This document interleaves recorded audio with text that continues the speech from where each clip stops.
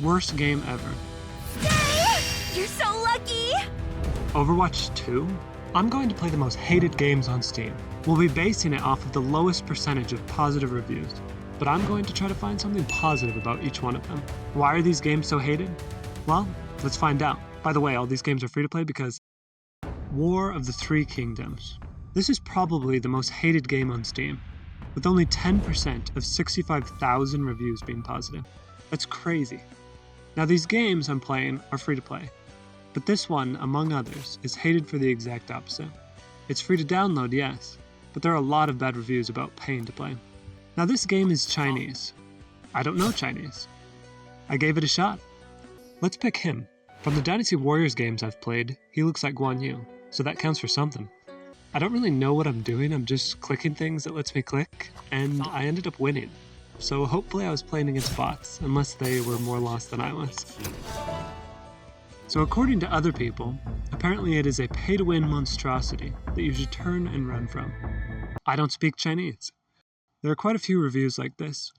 However, this Chinese review should clear things up a bit. I will explain your dream about the dog card. The probability of being drawn is low, and the number of votes given is still small. When I meet a kryptonite guy, I immediately explode. Well, Google Translate always clears things right up, doesn't it? Worst game ever. Really, really bad network. The game's as laggy as my brain in math tests. That might be a you problem. Worst game ever. This game very thoughtfully forces you to be level 30 before you can play the game, encouraging you to quit early. Thanks, devs. That is very thoughtful. It's a good review. Dear Foreigners' Friends, I'm a senior player from China. Before you download this game, I have some advice for you. Please just keep away from the abominable game. This game can be described by any derogatory term you've ever heard. It's so disgusting that everybody wants it to be destroyed as soon as possible. That's why it can have so many bad reviews from it. If you have already downloaded the game, unfortunately, please throw it out from your computer. It's not worth for you to pay any time or money out here. After all, there are more great masterpieces are waiting for you. I couldn't agree more. One comment puts it like this: writing this review so Overwatch 2 can take its place.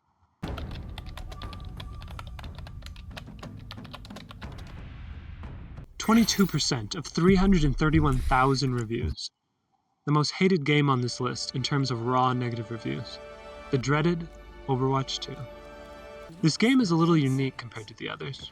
The game itself is more polished than the other games we'll be playing. And if this game was released solely by itself by a company that had never made a previous game just like it, and replaced that previous game, people probably wouldn't hate it so much. But that's precisely the problem. I've never played Overwatch 2, but I have played Overwatch before. So I owned up some bots in Quick Play, and there was actually one real player on my team. Anyways, we'll start with this comment to sum things up. Alright, let's actually provide a constructive review. Why are people review bombing? That's the claim.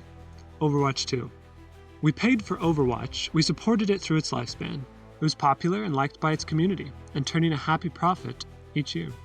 When Blizzard announced Overwatch 2, the big new feature they announced, the entire premise that made it worth the sequel treatment, was a PvE campaign mode. Hero talent trees, customizable abilities, an expansive co-op campaign that would add to the story and lore.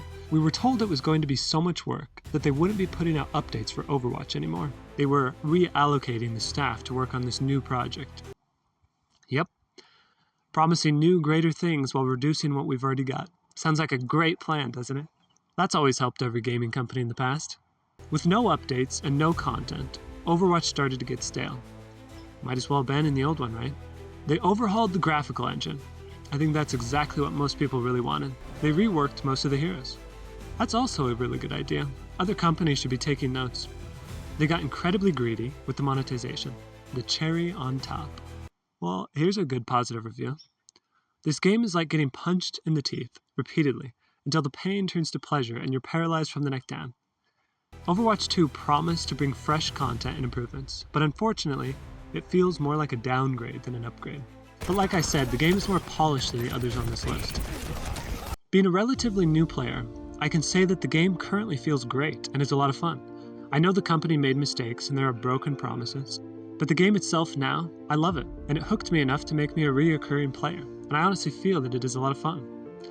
For people that have no ties to Overwatch, and as time passes, At least some new players are enjoying it.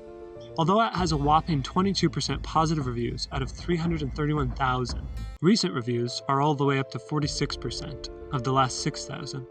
Just installed the game on Steam to see the new heroes. I'm getting into Marvel Rivals and wanted to take a nostalgia trip. And that's the thing. Marvel Rivals have definitely gotten the better end of Overwatch destroying itself. The gaming industry is like a hydra. One falls and another will take its place. It's sad to see a company destroy a pre-existing game just to make one that is the same except worse. They just never learn.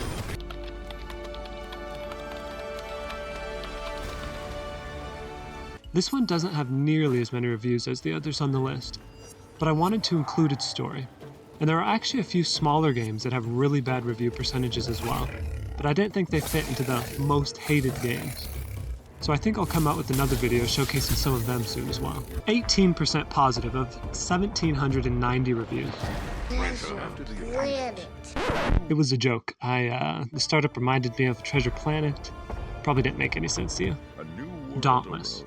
First impression is, it seems pretty well made so far. I tested all the starting weapons and kinda like the combat. You've got combos and stuff you can perform, and it jumps you into your first fight. Mechanics are similar to popular games, maybe with a little less responsiveness.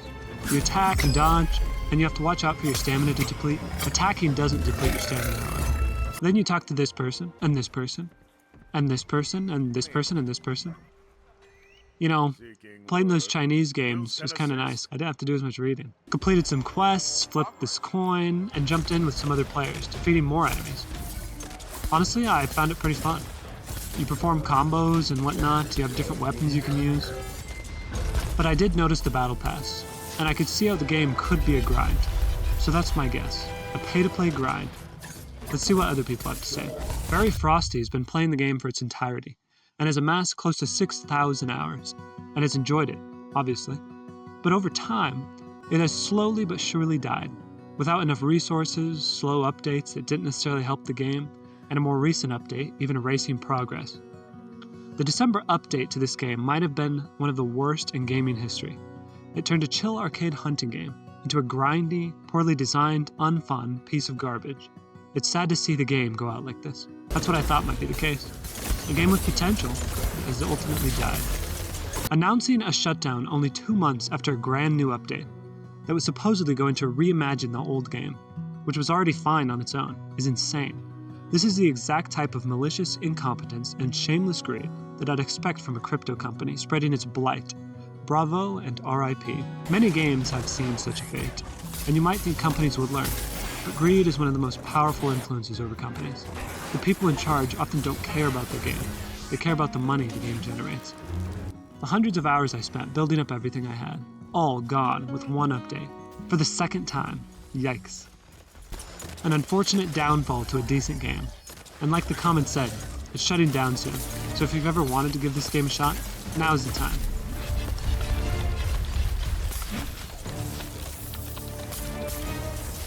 This video is a little different from the normal videos I've posted on my channel. I'm playing games rather than making them. But if you like this content, then let me know. A part 2 is coming soon. 21% positive of 19,600 reviews. Mobile Suit GUNDAM Battle Operation 2. Well, that's nice to see on the startup. I mean, it is a gacha game. So I started off owning up the tutorial. That's what I'd expect from you. Aw, thanks. What time is it? Supply drop time! Oh dear, this is definitely the pay-to-play. Look how awesome it is to get a supply drop. Now, go buy some. You're so lucky! There's also not enough players to find a match in the ranked or quick play. But good news, there are actually players playing the game. At first, there were just A-win games, which didn't sound all that entertaining, but a couple everyone welcome games popped up, and I'm in everyone. So I played a few custom matches. The gameplay of this is definitely not for everyone. The inputs are a little clunky, which I think is on purpose, since you're mechs. I don't know if there are overpowered weapons that you can only unlock after paying to play or grinding forever, but it kinda seems like there might be. My weapon seemed pretty bad compared to some of the others, although I switched mechs later on and definitely had more luck. Doing some nice footwork. My team won the first game, so I wasn't a complete hindrance. This next match starts up, and all the people just dive straight into the water. It surprised me. I mean, there are space battles, so maybe it shouldn't have. But still. But we lost the next two games, so maybe I was a bit dangerous. I've played this game 6 different times, and still haven't been able to get into a single sortie. Yeah, I thought that might be the case at first too. I had to play custom games. 200 to 350 cost matches actually feel kind of balanced. Beyond that, you run into beam, spanning, stun, locking, aggravating units. Yeah, I thought something like that was possible. Oh my goodness, a positive review on the front page? That's not going to happen often. Game is fun besides the whole server stuff. Custom matchmaking being the only source of actual playing the game. Yeah, I would agree, pretty much all of these games have potential. They're cool ideas, just not executed well. Minimally viable console port that sells GUNDAMs via gambling. Don't play this on PC, it's so much worse that it should only exist on PlayStation.